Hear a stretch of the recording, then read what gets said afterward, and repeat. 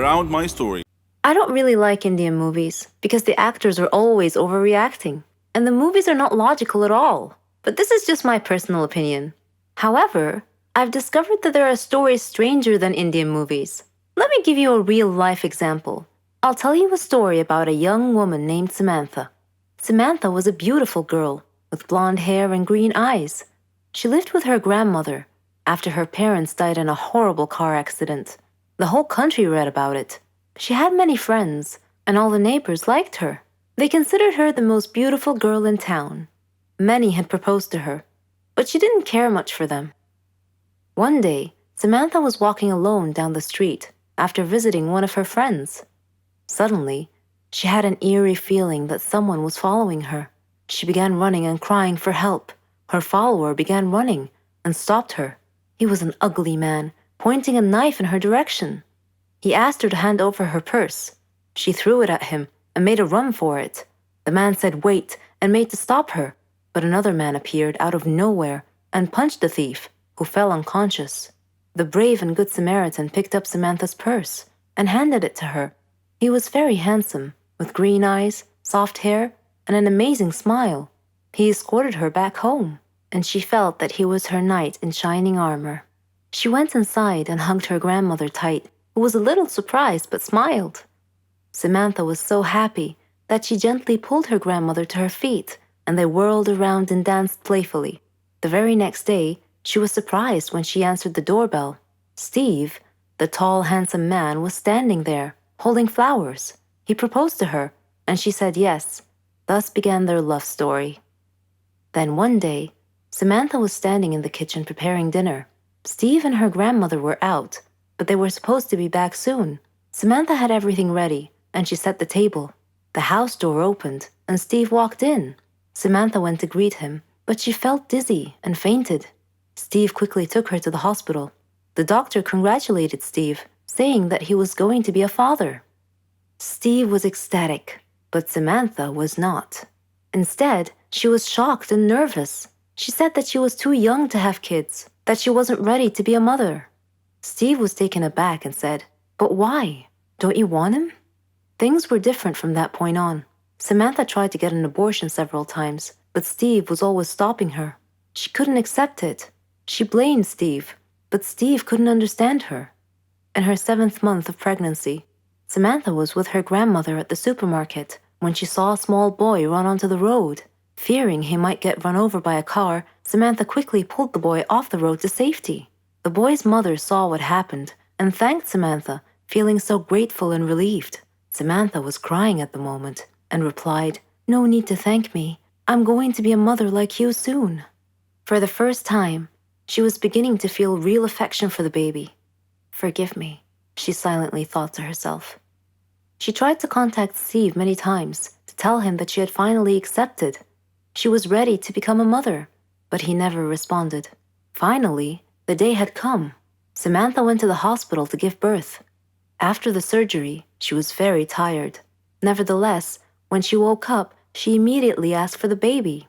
Her grandmother handed her the child. It was a daughter, and she was so beautiful. The nurse tried to take the baby out of her arms, but Samantha refused, wanting to hold her for as long as she could. The next day, Samantha heard a big commotion, and she had a feeling of dread that something bad had just happened. It was confirmed when she saw her grandmother's face.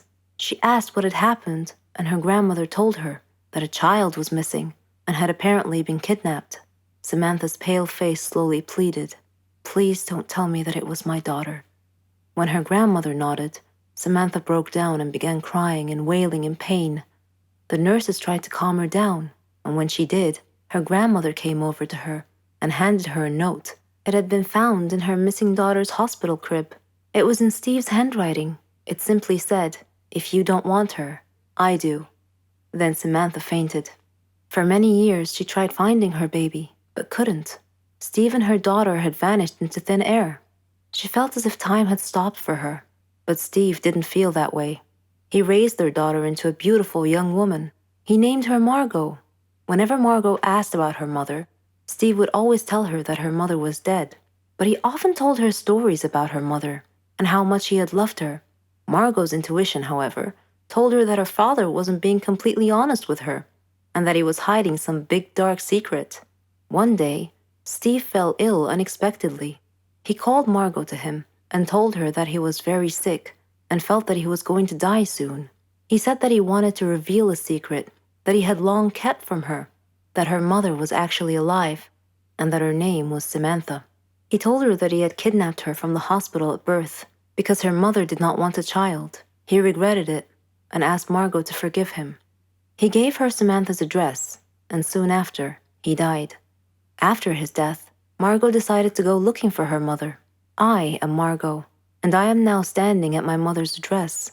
At her front door, I cannot predict my mother's reaction when she answers the door and I introduce myself as her daughter, but I'm going to hug her and tell her that I've missed her for so long. I am addicted to food. I suffer a lot. I need help. I've tried to give up, but I fail every time. Hamburgers. Who can give up eating hamburgers, especially with barbecue sauce? I didn't mind this kind of addiction, but I'm getting ahead of myself. Let me begin by introducing myself. I am Patricia, 15 years old, living with my parents and my brother. I lead a quiet life. No interests, no hobbies, except for eating, that is. Food is my faithful friend. It never leaves me. It is my partner, my soulmate. But having food as your soulmate has insidious side effects. A dark side, if you will. It denies me a healthy life, robs me of the energy to play, and causes me to sleep excessively. I would much rather stay at home with a bag of potato chips than go out and exercise. My soulmate ultimately betrayed me, though, last Thanksgiving at my granny's home. She lives in a state nearby. Granny was a clever doctor and an excellent cook at that. She could conjure up something really delicious. On that day, she had prepared barbecue turkey with nuts and other secret recipe ingredients. The taste was so great, as if it had descended from heaven itself. I felt like I was fighting a food war, and I had to win at all costs. I ate and ate and ate. I don't know why, but I just couldn't control myself. I attacked that turkey like it was the last on the planet. But every culinary war with a worthy adversary, such as the barbecued turkey, has its own unique type of casualties. Suddenly, I found myself unable to breathe. I fell to my knees and passed out. The turkey had won. I woke up later in the hospital, though, still clinging to an unfinished turkey leg. The doctor told me that I was gaining way too much weight. He said that I should be put on a diet. Diet? Man, how I hated that word. It hung over my head like the sword of Damocles. It meant depriving me of my passion, my reason for living. I considered eating vegetables in small amounts to be the worst form of cruel and unusual punishment, the worst form of torture imaginable. Imagine thinking of a wonderful, greasy, cheese-laden pizza with all the toppings, and then suddenly opening your eyes to find a healthy green salad bowl. But I had reached a turning point in life. One day, my brother was playing on the street, while I was sitting at home gazing longingly at a tempting piece of cheesecake, just sitting there, taunting, daring me to eat it.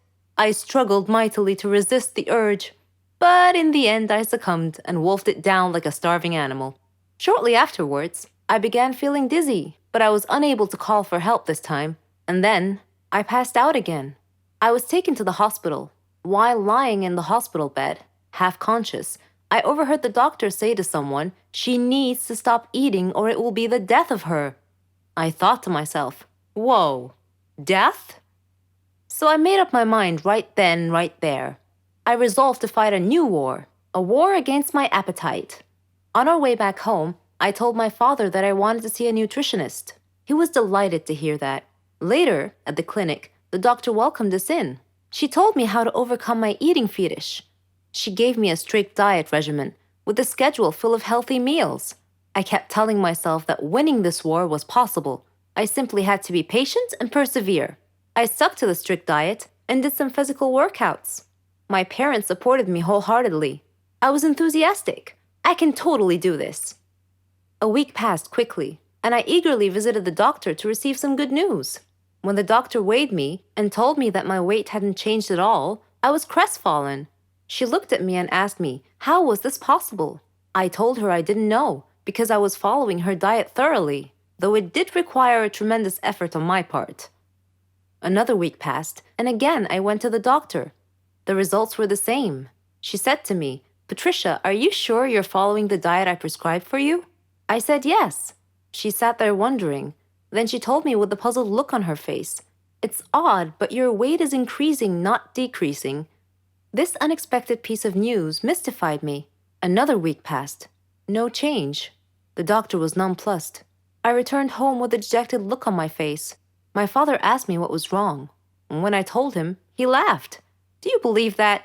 My father actually laughed at my predicament. I was furious. He gestured an apology with his hand and then told me that it was my own fault. I was puzzled. What are you talking about? He told me that I had been sleepwalking to the refrigerator every night and eating everything in sight. I was taken aback. I couldn't believe it.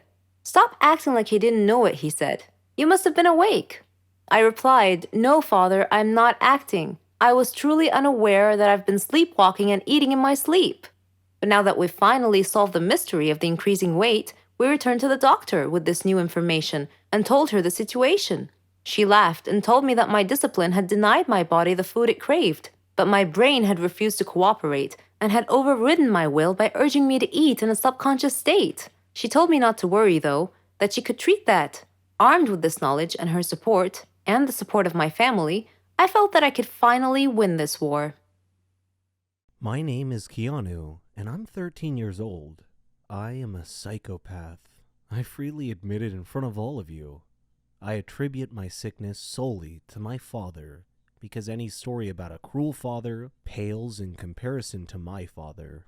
He would abuse me physically, mentally, verbally, and emotionally in every given moment.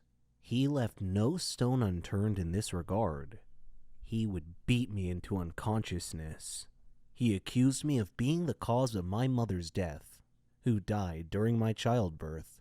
Whenever Dad had any problem at home, he would accuse me of being the cause of it. One time he even beat me at school when my teacher called him to school because I had beat up my classmate who had beaten me up first. I tried to explain to him, but he wouldn't listen, and he just beat me even more.